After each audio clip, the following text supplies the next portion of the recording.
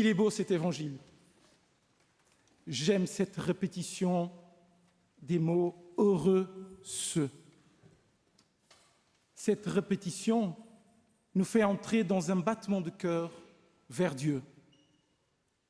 Qui a dit que le Christ n'était pas un poète? Il est beau de voir que dans l'Évangile, dans ce programme de vie, Jésus dit « heureux ceux qui » et non « vous devez ». Le Christ transforme une obligation en une grâce de plénitude. Les béatitudes, ce sont des blessures devenues lumière. Les béatitudes sont le parfait portrait du Christ, car c'est comme cela que nous l'avons vu dans l'Évangile, pauvre et humble, capable de pleurer et de compatir avec nos souffrances, miséricordieux et pur de cœur. Dans ce sens, quand on vit l'esprit des béatitudes, on permet que le visage de Jésus s'imprime en nous-mêmes. Et c'est ainsi que les béatitudes nous emmènent à Dieu, donc à la sainteté. Mais quand je prononce le mot « sainteté », voilà que quelque chose nous paraît tout de suite si lointain.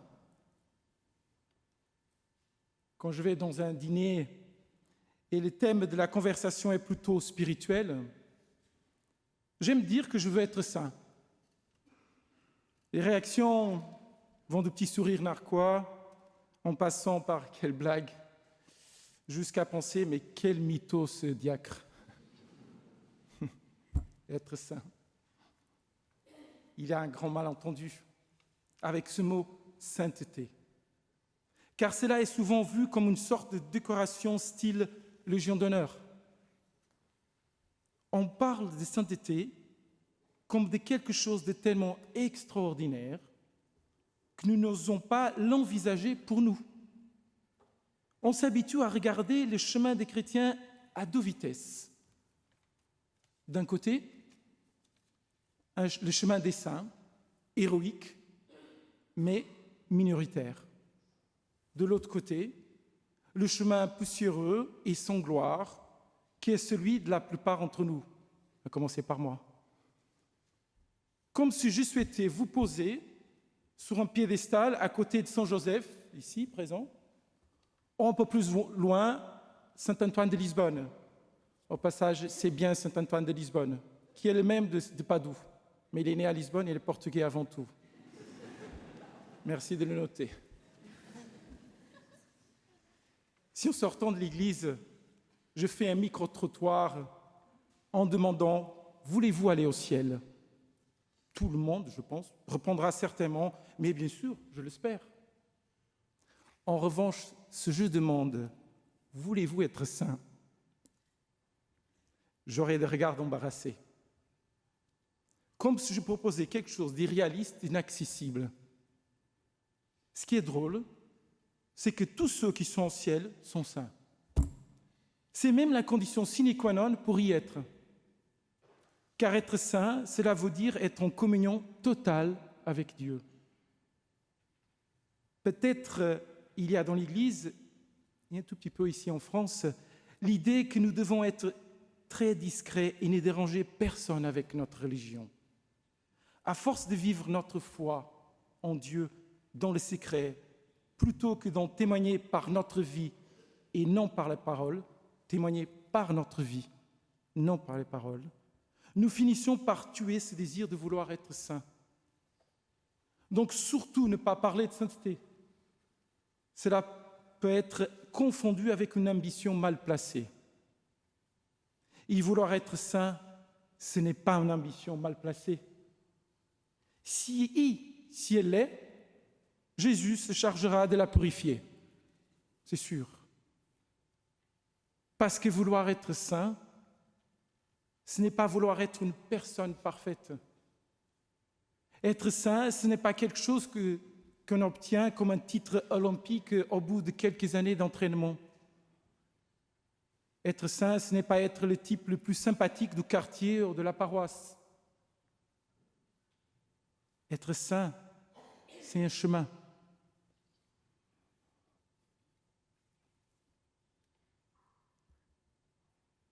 Un chemin vers Dieu, qui ne va pas enlever mes misères, ne va pas enlever mes limites, ni même mes péchés, mais qui va m'aider à me relever à chaque fois. La sainteté, c'est la vocation la plus commune et la plus inclusive qui existe. Vous tous, vous êtes appelés à ça. Le péché, c'est la banalité du mal. La sainteté, c'est la banalité du bien. La sainteté, ce n'est pas attraper des poissons. La sainteté, c'est de lancer le filet. La sainteté, ce n'est pas ce que nous avons à la fin, mais c'est ce qui nous est offert à chaque instant, gratuitement, dès notre naissance et jusqu'à la fin de notre vie. Être saint, c'est une grâce gratuite de Dieu. C'est un désir qu'il a mis dans notre cœur. Et c'est à nous de l'accueillir et de le faire grandir. Être saint, c'est ce qu'il y a de fou dans le monde, comme saint Paul dit dans la 2e lecture.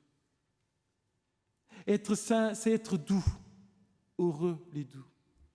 Miséricordieux, heureux les miséricordieux. Avoir soif de Dieu, de justice et de paix. Heureux les artisans de paix. Et c'est en aimant mon prochain, en étant serviteur, en cherchant à imiter le bon samaritain, que ces désirs d'être saint grandit.